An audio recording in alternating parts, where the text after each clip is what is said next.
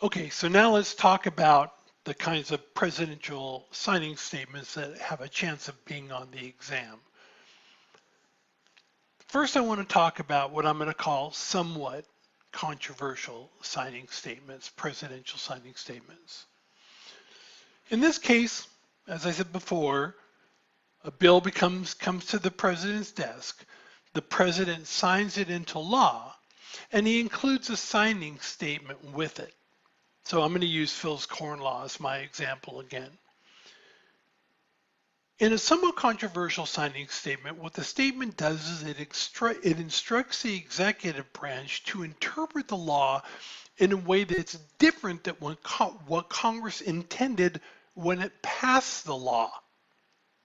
Okay, so that's probably a little complicated, so let me explain what I mean a little bit, and then I'll give you an example.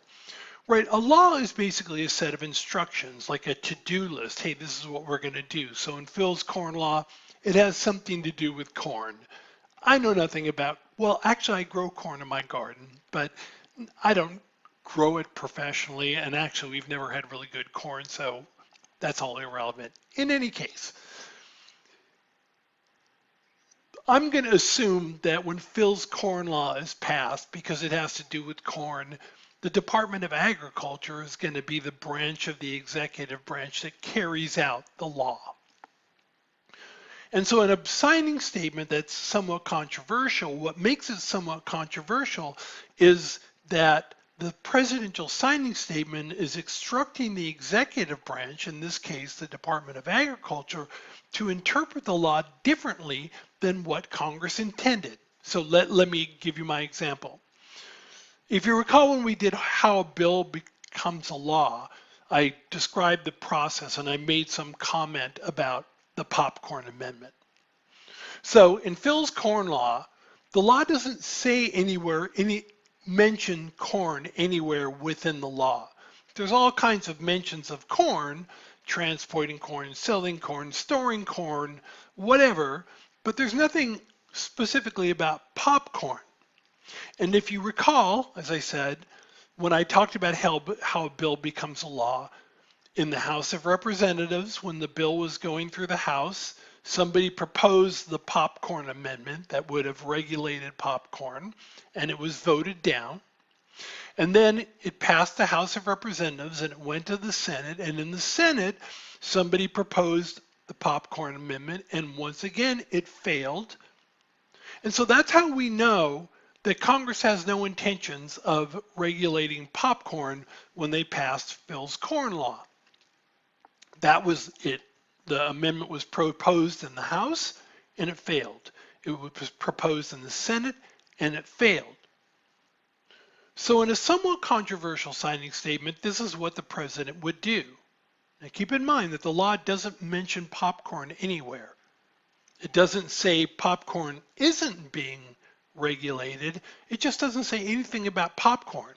So in the presidential signing statement, the president writes his, non-controversial stuff, but then he instructs the executive branch that they should interpret the word corn to mean popcorn as well. See what he did? Because popcorn wasn't mentioned, it gave the president the latitude to go ahead and write a statement that allowed him to instruct the Department of Agriculture to regulate corn. So if you're the Secretary of Agriculture and you get Phil's corn law and you're reading it, you're going, oh, so it looks like we're regulating corn and corn, we're regulating corn. And then you go, oh, there's a signing statement. And you look at the signing statement and you're like, what? The signing statement says that whenever I see the word corn, I should assume that it also means popcorn. Well, I guess we're regulating corn and popcorn. And so when you get all your people together, you say, hey, by the way, this is what we're doing, but keep in mind that the president said that corn refers to both corn and popcorn. Now, hopefully you can see why that's controversial. The president is going against what Congress intended. As I said before, the job of the president is to get a bill, sign it into law, and then faithfully execute the law, do what Congress intended to do with the law. In this case, the president is changing the meaning of the law. So that's why it's controversial. Then the question is, why is it only somewhat controversial? Well, the reason it's only somewhat controversial is Congress can respond to what the president has done. Let's say there's 5 sections in Phil's Corn Law, right? What Congress can do is they can pass another section. They can say, you know what, we're going to go back and we're going to pass a 6th provision for Phil's Corn Law.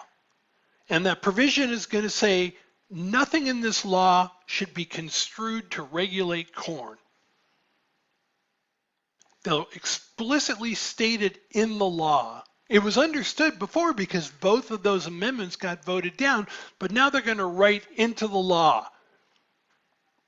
This does not include popcorn. So they put in a provision that clearly defines the meaning of corn. Just corn, doesn't include popcorn, and they pass that. Now, of course, the president can veto it, right? But if they can override the veto, then now Section 6 gets added to the law. And now the president can't tell the Department of Agriculture, hey, regulate popcorn, because the Secretary of Agriculture is going to say, Mr. President, it says right here, Section 6, this does not include popcorn. And the Secretary of Agriculture isn't going to want to break the law. And so Congress can, by amending the law and by clarifying the meaning, can get the president to do what Congress intended. So it's controversial because the president is going against what Congress intended.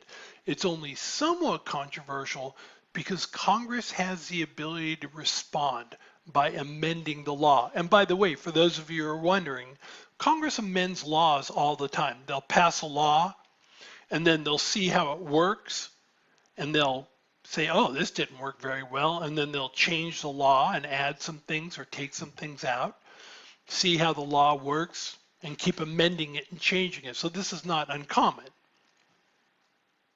So that's the somewhat controversial type. What about the very controversial type? In a very controversial signing statement, the president gets a bill, he signs it into law, right?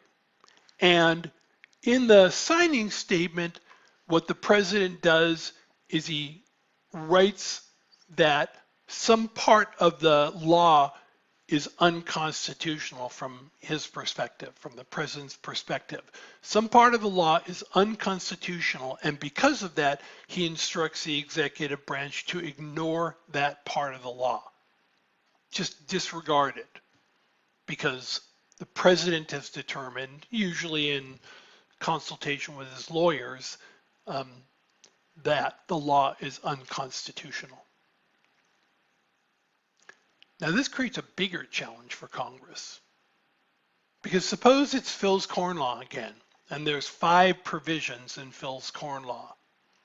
The president signs it into law, but then he instructs the Department of Agriculture to disregard Section 3 because it's unconstitutional for whatever reason. It's unconstitutional. So the Secretary of Agriculture gets Phil's Corn Law, thinking, oh, this is what we're going to do, looks at the signing statement and was like, wow, the president said just to ignore Section 3. And so the Department of Agriculture is going to follow the president's guidance and disregard Section 3.